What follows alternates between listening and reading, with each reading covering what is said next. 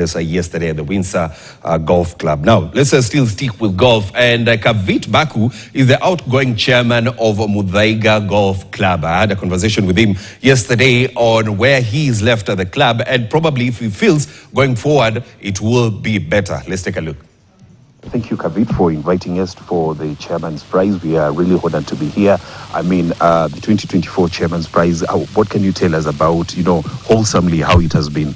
Thank you. It's been a great event. The term is a 2-year term, so it's actually the 2023-2024 grand finale of my chairmanship of Muthaiga Golf Club.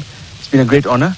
Last year we did a very small, I would say a bit of a cozy event in the clubhouse, but this year, because I will leave office in 5 weeks' time officially, we wanted to have a grand event and celebrate our achievements as a club and as a board in the last 2 years. The biggest golf club in the country. I mean, it has a long history and long, when you talk about tradition, everybody will talk about Muthaiga Golf Club. In the 2 years that you have been in office, if you can elaborate to us the achievements you've had, the tournaments that have lit up Muthaiga during your time. Well, obviously we brought back the Magical Kenya Open, which is a European Tour DP World Tour event in 2022 when I was finance director under the chairmanship of Ronald Meru. I then took it over for the last 2 years, and that's been a world event. It happens in February every year, so we've hosted it for the last 2 years. That's been the two highlight events of the last 2 years. But let's not forget the Patrons Cup, which was held in August of the last 2 years in honor of our late president, Mwai Kibaki. That has literally outshone all domestic events in terms of how we host it, the experience of the Kenya Open, and the kind of patronage that we receive from all fraternities of the golf clubs in East and Central Africa. Mm-hmm. Yeah. Yes. Aside from that, you also have a tradition of producing some of the best young golfers that we have in the country. Alongside some of the best golfers, such as Greg Snow. What can you tell us about this culture of producing some of the best young golfers? No, absolutely. So when I was captain in 2015 and vice chair in 2016, we had two young boys called Mutai Kibugu and Jorogi Kibugu. I think everybody knows their track record over the last 4 years. They have probably the two top golfers, including Greg Snow, professional golfers in the country today. It just shows that as leadership and as golfers ourselves and the club with a lot of history, with a lot of tradition, we make sure that we invest heavily into the juniors and invest heavily into what we do and how we do, because the juniors are going to take over the legacy of this club, whether they play golf or in leadership as myself. I came in as a junior over 30 years ago to this club. Proud that I'm now leaving office and the club is in a better place from a governance perspective, from a sustainability perspective, and the next board will be an entirely new board, but I think it's got the right steps now to take the club to the new level and obviously to outshine what we've achieved in the last 2 years and obviously the last 4 years.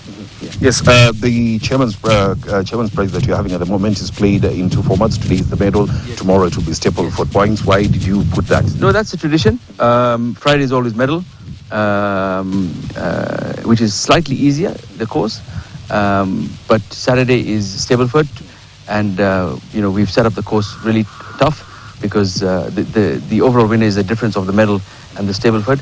But I introduced, as the chairman of the board, I introduced a new format last year, which is the Pro-Am on the Thursday before the Chairman's Prize. It's in honor of past chairman, and it's played with the top 20 pros in the country and all the past chairmen of the club. It just gives it a good kick start to the event. So I hope the tradition will carry on in the foreseeing years. Yes. Aside from that, you also have a prize for the hole-in-one. Can you tell us about that? Yes. So it's hole number 13, which is behind us. Qatar Airways has come in and really supported my event, and they have come in with a couple of prizes. One is obviously, as you said, it's not a surprise, but anybody who gets a hole-in-one on this particular hole with the tucked flags and the tough tough tees will win a business class ticket courtesy of Qatar.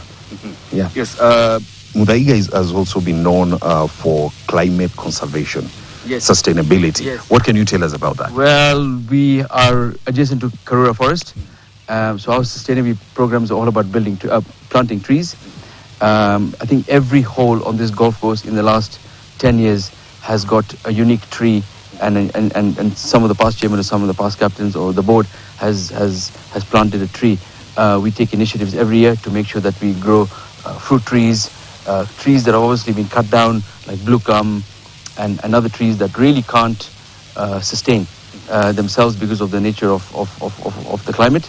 Then we have to cut them down because of that particular nature. But we continue to with the initiative of the KFS, Kenya Forestry Services, continue to make sure that our course is green, our course is lit up with a lot of trees, because it needs that, and our golf course cannot be sustained without that. Yeah. And finally, 2 years in 2 years as the chairman, you're leaving in the next 5 weeks. Do you feel that you are leaving the club where you wanted it to be, so that somebody else can take over and continue the tradition? Yes, of course. There's a lot that we have done, like I said, especially from a governance, financial stability perspective. But there is a lot to do. It can't happen overnight. But I think we have, as a board, put in measures that are aligned with what the next 5 years our strategy plan is. I will always be there to help and assist and provide oversight, and the next chairman and the next board will come in, and I think they will have a better place to be in. Challenges are going to be there because we are a private members golf club. Our income solely comes from members who patronize, obviously sponsors as well.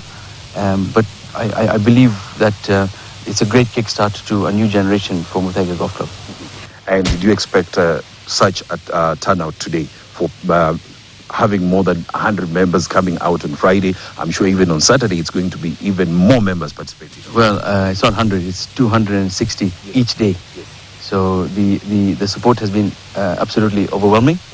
And I'm very grateful that every member that I've dealt with or met or interacted with has come out and supported myself for this grand finale, and I'll truly be blessed that I'm able to leave on a really positive, on a high. That is Muthaiga Golf Club's chairman, Kavit Baku. Now, let's shift gears. We get into the English Premier League. We have a number of matches on the cards. Yes, yesterday we had Leicester City taking on Nottingham Forest.